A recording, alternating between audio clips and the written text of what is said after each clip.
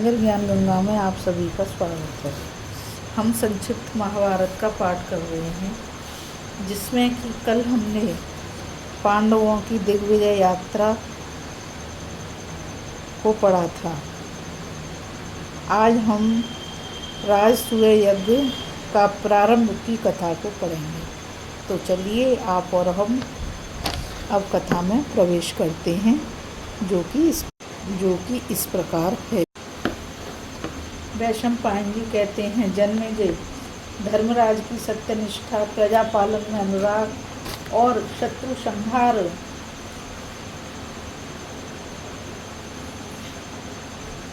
देखकर सारी प्रजा अपने अपने धर्म का पालन करने लगी। शास्त्र के अनुसार कर की वसूली और धर्म पूर्वक शासन करने से समय पर मनचाही वर्षा होने लगी। राष्ट्र सुख समृद्धि से भर गया। राजा के पुण्य प्रभाव से खेती बाड़ी, व्यापार और गोरक्षा ठीक होने लगी। प्रजा में परस्पर की धोखेबाजी, चोरी और लूट का नाम भी नहीं था। कर्मचारी झूठ नहीं बोलते थे। धर्मराज के धर्माचरण से अतिवृष्टि, अनावृष्टि, रोग, अग्नि आदि का भय न रहा। लोग उनके पास भेंट देने या प्रिय कार्य करने के लिए ही आते, युद्ध आदि के लिए नहीं। धर्मानुकूल धन की आमदनी से कोष भरा, पूरा एवं अक्षय हो रहा था। जब धर्मराज ने देखा कि मेरे अन्न, वस्त्र, रत्न आदि के भंडार सर्वथा पूर्ण हैं, तब उन्होंने यज्ञ करने का संकल्प किया। मित्रों ने उनसे अलग अलग और इकट्ठे होकर भी आग्रह किया कि यही यज्ञ करने का शुभ समय है। अब शीघ्र ही यज्ञ आरंभ कर देना चाहिए। जिन लोगों का आग्रह सीमा पर पहुंच गया था, उन्हीं दिनों भगवान श्री कृष्ण स्वयं ही वहाँ पधारे। जन्मेजय, भगवान श्री कृष्ण स्वयं ही नारायण हैं। वे ही वेद स्वरूप हैं और बड़े बड़े ज्ञानियों के ध्यान में आने वाले हैं। जड़ चेतन में, जगत में वे सबसे श्रेष्ठ एवं विश्व ब्रह्मांड के उद्गम स्थान तथा प्रलय स्थान है। वे भूत, भविष्य, वर्तमान के स्वामी, दैत्यनाशक, भक्तवत्सल एवं आपातकाल में शरण देने वाले हैं। भगवान श्री कृष्ण अपने भक्त युधिष्ठिर पर कृपा करने के लिए असंख्य धन, अक्षय धनराशि और महान सेना लेकर रथ की ध्वनि से दिगंत को मुखरित करते हुए इंद्रप्रस्थ में आ पहुँचे। सबने उनकी अगवानी करके उनका यथोचित सत्कार किया। धर्मराज युधिष्ठिर अपने भाई पुरोहित धौम्य और श्री कृष्ण द्वैपायन आदि ऋषियों के साथ उनके पास गए।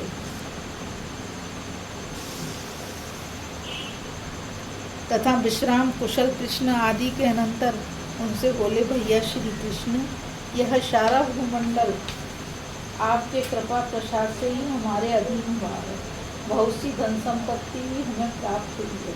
यह सब प्रकार के लिए ही है, यह सब आपके लिए ही है। अब मैं चाहता हूँ कि इसके द्वारा विधि पूर्वक हवन और ब्राह्मण भोजन संपन्न हो। अब आप मेरे अभिलषित राजसूय यज्ञ के लिए मुझे अनुमति दीजिए। गोविंद, अब आप यज्ञ की दीक्षा ग्रहण कीजिए। आपके यज्ञ से मैं निष्पाप हो जाऊंगा, अथवा मुझे ही यज्ञ दीक्षा लेने की अनुमति दीजिए। आपकी इच्छा के अनुसार ही सारा कार्य संपन्न होगा। भगवान श्री कृष्ण ने युधिष्ठिर के गुणों का वर्णन करते हुए कहा, महाराज, आप सम्राट हैं, आपको ही यह महायज्ञ करना चाहिए। अब आप इस यज्ञ की दीक्षा लीजिए। युधिष्ठिर ने विनय पूर्वक कहा, हर्षकेश, आप मेरी इच्छा के अनुसार स्वयं ही आ गए हैं। इतने से ही मेरा संकल्प सिद्ध हो गया। अब यज्ञ संपन्न होने में कोई संदेह नहीं होगा। अब धर्मराज युधिष्ठिर ने सहदेव और मंत्रियों को आज्ञा दी कि ब्राह्मणों के एवं पुरोहित धौम्य के आज्ञानुसार यज्ञ की सारी सामग्री शीघ्र ही मंगवाई जाए। अभी धर्मराज युधिष्ठिर की बात पूरी भी नहीं हो पाई थी कि सहदेव ने नम्रता से निवेदन किया, प्रभु, आपकी आज्ञा से पहले ही यह काम हो चुका है। समय महर्षि श्री कृष्ण देवपायन जी तेजस्वी, तपस्वी और वेदज्ञ ब्राह्मणों को ले आए। वे स्वयं यज्ञ के ब्रह्मा बने और सुशामा शामदेव के उद्गाता ब्रह्मज्ञानी याज्ञवल्क्य अध्वर्यु हुए। पैल और धूम में होता। इन ऋषियों के वेद वेदांग पारदर्शी शिष्य एवं पुत्र सदस्य हुए।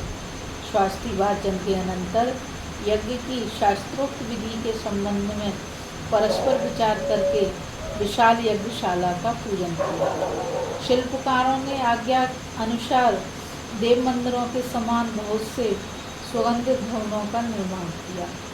अब धर्मराज ने सहदेव को ये आज्ञा दी कि निमंत्रण देने के लिए दूत भेजो। सहदेव ने दूतों को भेजते समय कह दिया कि देश के समस्त ब्राह्मणों एवं क्षत्रियों को निमंत्रण दे आओ तथा वैश्य और सम्माननीय शूद्रों को साथ ही ले आओ। दूतों ने वैसा ही किया। जन्मेजय ब्राह्मणों ने ठीक समय पर धर्मराज को राजसूय यज्ञ की दीक्षा दी। उन्होंने सहस्त्रों ब्राह्मण भाई, सगे संबंधी, सखा, सहचर, समागत, क्षत्रिय और मंत्रियों के साथ मूर्तिमान धर्म के समान यज्ञशाला में प्रवेश किया। चारों ओर से शास्त्र पारंगत वेद वेदांत में निपुण झुंड के झुंड ब्राह्मण आने लगे। उनके निवास के लिए हजारों कारीगरों के द्वारा अलग अलग ऐसे स्थान बनवाए गए जो अन्न, जल, वस्त्र आदि से परिपूर्ण एवं सब ऋतुओं के योग्य सुखकर सामग्री से परिपूर्ण। उन निवास स्थानों में ब्राह्मण कथा, वार्ता एवं भोजन आदि प्रसन्न चित्त से करते रहते थे। जब देखो वहाँ यही कोलाहल हो रहा है, दीजिए दीजिए, लीजिए लीजिए। धर्मराज युधिष्ठिर ने भीष्म, धृतराष्ट्र आदि को बुलाने के लिए नकुल को हस्तिनापुर भेजा। उन्होंने वहां जाकर सबको सत्कार पूर्वक विनय के साथ निमंत्रण दिया और वे लोग बड़ी प्रसन्नता से निमंत्रण स्वीकार करके ब्राह्मणों के साथ वहां आए।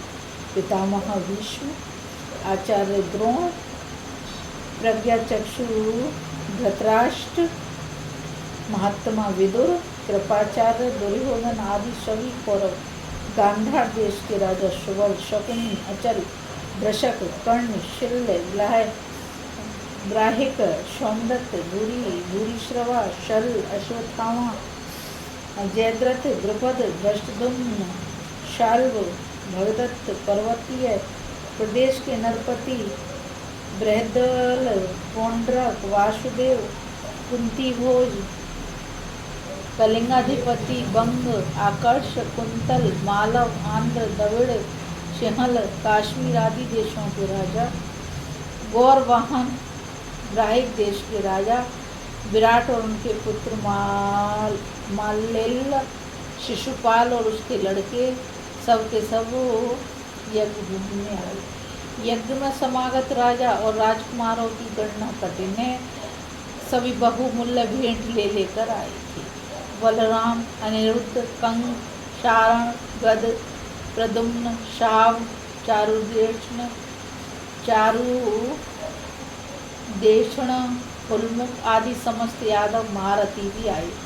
धर्मराज की आज्ञा से सभी समागत राजाओं को सत्कार पूर्वक अलग अलग स्थानों में ठहराया गया।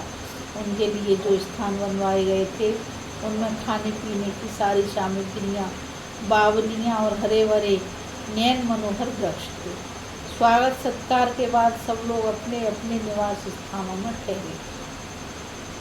धर्मराज युधिष्ठिर ने भीष्म पितामह और गुरु द्रोणाचार्य के चरणों में प्रणाम करके प्रार्थना की, आप लोग इस यज्ञ में मेरी सहायता कीजिए।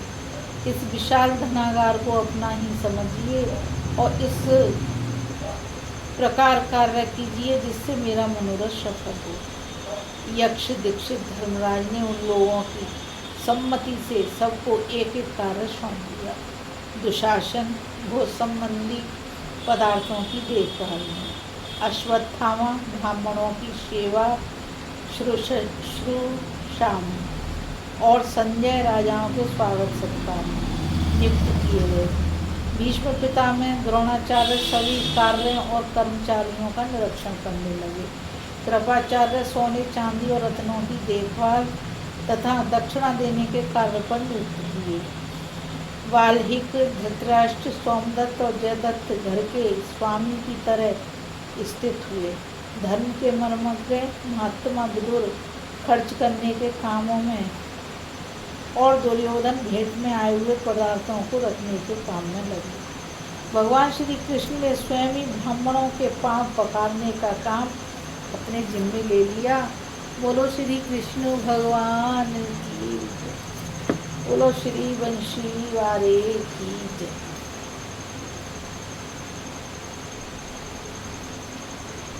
इसी प्रकार सभी प्रतिष्ठित व्यक्तियों ने अपने अपने जिम्मे किसी न किसी सेवा का भार लिया। जन्मेजय धर्मराज युधिष्ठिर का दर्शन करके कृतकृत होने के लिए वहाँ जितने लोग उपस्थित हुए थे उनमें से किसी ने शस्त्र मुद्रा से कम भेंट नहीं दी। सभी चाहते थे कि केवल मेरे ही धन से यदि संपन्न हो जाए। सेना के व्यूह, विचित्र विमानों की पंक्तियाँ, रत्नों की राशि, लोकपालों के विमान, ब्राह्मणों के स्थान और राजाओं की भीड़ से युधिष्ठिर के राजसूय यज्ञ की शोभा बहुत ही बढ़ गई थी। धर्मराज युधिष्ठिर का ऐश्वर्य लोकपाल वरुण के समकक्ष था। उन्होंने यज्ञ में 6 अग्नियों की स्थापना करके पूरी दक्षिणा देकर यज्ञ के द्वारा भगवान का यजन किया। अतिथि अभ्यागतों को मुँहमांगी वस्तुएं देकर संतुष्ट किया। सबके खा पी लेने पर बहुत सा धन अन्न बच रहा था। उस उत्सव समारोह में जिधर देखिए उधर ही हीरे मोतियों के उपहार की धूम मची है। महर्षि एवं मंत्र कुशल ब्राह्मणों ने उत्तम रीति से घृत, तिल, शाकल्य आदि की आहुति देकर देवताओं को निहाल कर दिया। दक्षिणा में बहुत सा धन पाकर ब्राह्मण भी संतुष्ट हो गए। जन्मेजय कहाँ तक कहें, उस यज्ञ से सभी को तृप्ति मिली।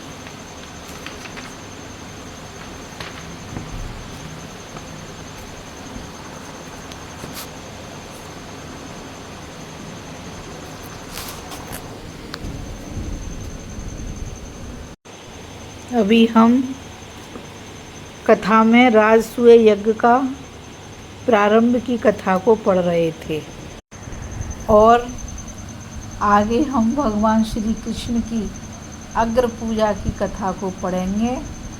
तो देखते हैं भगवान किस प्रकार अग्र पूजा करते हैं। इस कथा में बस इतना ही। मुझ गीता रावत को आज्ञा दीजिए। अब मैं आप सभी से इतना कहना चाहूँगी कि आप सभी इस चैनल को लाइक, शेयर और सब्सक्राइब करिए ताकि ये अद्भुत कथा अधिक से अधिक लोगों तक पहुंच सके। आज के लिए बस इतना ही। कल फिर मिलते हैं भगवान की एक नई कथा के साथ। राधे राधे। जय श्री कृष्ण। नमस्कार।